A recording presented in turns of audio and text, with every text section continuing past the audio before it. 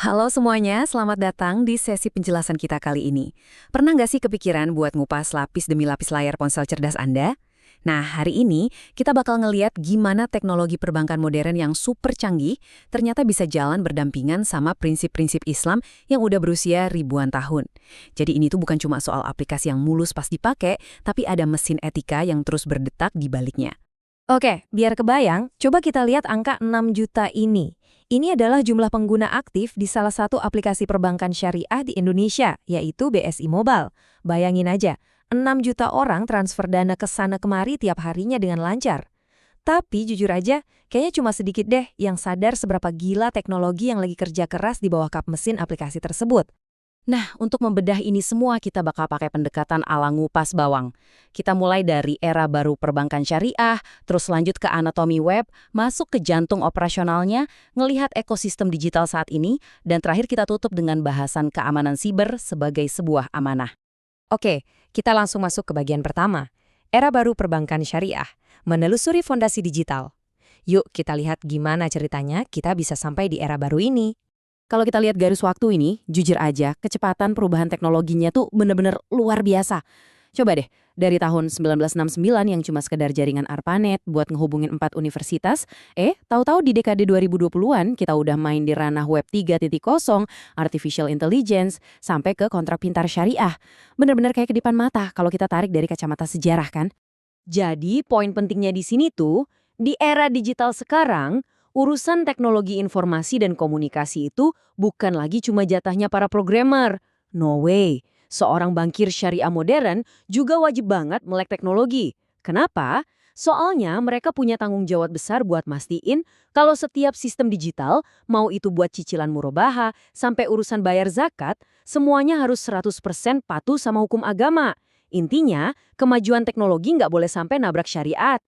Kita lanjut ke bagian kedua, anatomi web dan internet. Lapisan permukaan. Yuk, kita mulai kupas lapisan luarnya. Percaya nggak, dalam sekejap mata, bahkan nggak sampai sedetik, browser di smartphone Anda tuh ngelewatin 6 langkah persis kayak gini buat nampilin portal bank dengan aman. Mulai dari masukin URL, minta alamat IP ke DNS server, sampai akhirnya server bank kirim kode HTML buat ditampilin ke layar Anda. Semua proses super ribet ini kejadian gitu aja tanpa kita sadari. Nah, sekarang coba perhatiin kontras yang tajam antara HTTP dan HTTPS ini. Kelihatan banget kan bedanya? Ini nih alasan utama kenapa OJK itu strict banget ngeharusin standar HTTPS yang terenkripsi buat semua internet banking. Gampangnya gini, kalau pakai HTTP biasa, itu ibarat Anda ngirim kartu pos yang isinya bisa dibaca siapa aja di jalan. Tapi kalau HTTPS, itu persis kayak ngirim pesan rahasia di dalam brankas baja yang terkunci rapat. Biar gampang ngebayanginnya, front end itu ibarat ruang makan di sebuah restoran mewah. Di situ Anda bisa ngelihat saldo dan ngisi form transfer dengan antarmuka yang rapi. Nah, kalau back end-nya, itu tuh area dapur yang super sibuk di belakang sana.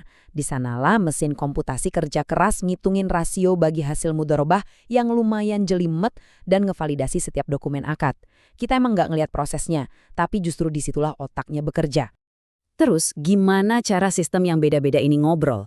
Nah, Application Programming Interfaces, atau yang kita sebut API, ibarat penerjemah universalnya. Contohnya gini, BSI itu pakai API BI Fast buat ngambungin sistem inti mereka secara aman ke Bank Indonesia.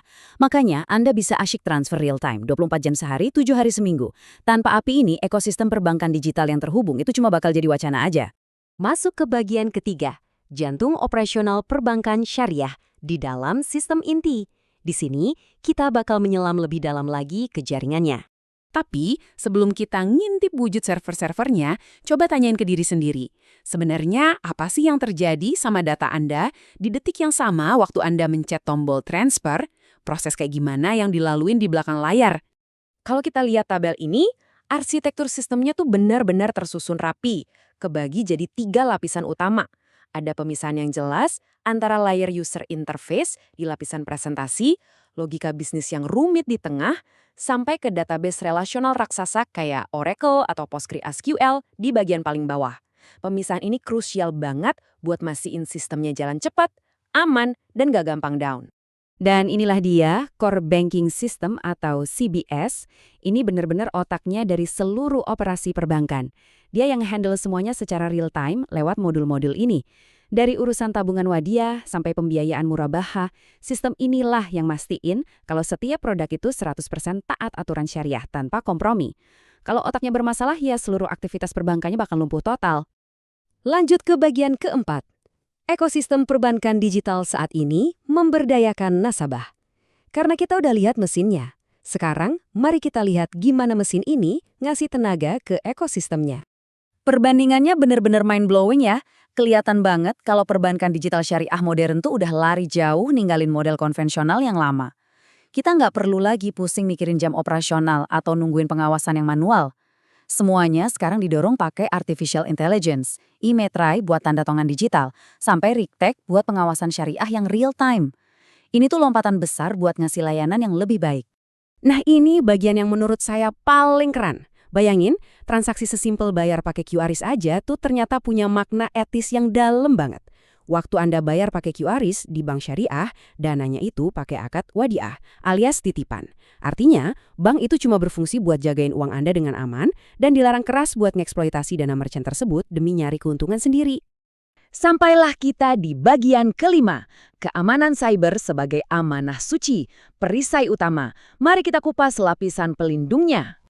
Kita tahu sekarang ini ancaman cyber tuh makin ngeri. Ada phishing, ada man-in-the-middle attack, sampai ransomware. Nah pertanyaannya, di tengah lanskap digital yang liar kayak gini, gimana sih cara bank syariah bener-bener ngelindungin kekayaan digital Anda? Jawabannya ada di strategi yang namanya defense and depth, alias pertahanan berlapis. Dan ini diwajibkan langsung oleh peraturan OJK loh. Jadi pertahanannya nggak cuma satu gembok aja. Mereka pakai teknologi tingkat tinggi kayak enkripsi AES 256 yang susah banget dijebol, multi-factor authentication, sampai rutin bikin penetration testing, di mana mereka nyewa peratas profesional buat nyari dan nutup celah sistem mereka sendiri. Tapi ini nih highlight paling bermakna dari sesi kita. Buat bank syariah, ngelindungin data Anda itu jauh lebih dari sekedar urusan comply sama undang-undang negara. Secara prinsip, ini tuh kewajiban agama yang absolut. Namanya Hifz al-Ird, yaitu sebuah komitmen moral dan religius buat ngejaga rahasia sekaligus ngelindungin kehormatan setiap nasabahnya. Jadi besok-besok pas Anda scroll layar ponsel buat bayar kopi atau transfer sedekah, coba ingat ini, di balik layar itu ada mesin digital raksasa, super aman, dan pastinya sangat etis yang lagi kerja tanpa henti di latar belakang. Semuanya dirancang buat ngejaga kepercayaan dan amanah Anda. Nah, ngelihat perkembangan yang luar biasa pesat ini, kira-kira bakal seperti apa ya wajah inovasi teknologi berbasis keyakinan ini ke depannya? Terima kasih banyak udah bergabung di sesi penjelasan kali ini. Semoga bermanfaat dan sampai jumpa di topik seru berikutnya.